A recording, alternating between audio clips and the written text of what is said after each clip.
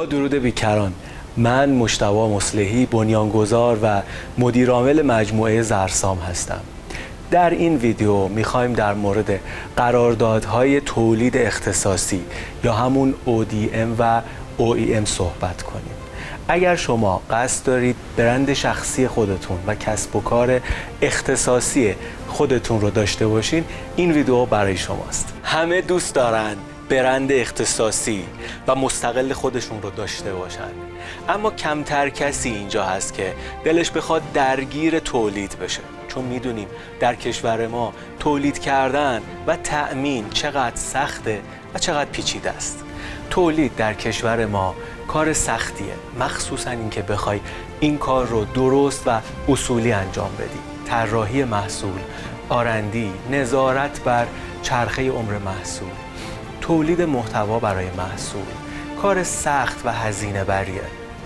تعامل با تأمین کننده ها، بسته بندی، تعامل با نیروی کار و از همه مهمتر سر و کله زدن با ادارات و سازمان های دولتی باعث شده کمتر کسی به فکر تولید باشه.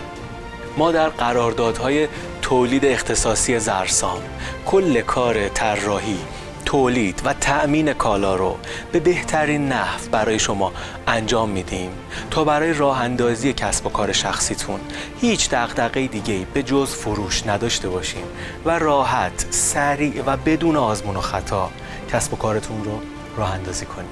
شما میتونید قیمت گذاری، فروشگاه آنلاین، فروش سازمانی، شعب، عوامل فروش و حتی نمایندگی های خودتون رو داشته باشید و اینجا هیچ کس متوجه نمیشه که زرسام تأمین کننده کالای شماست.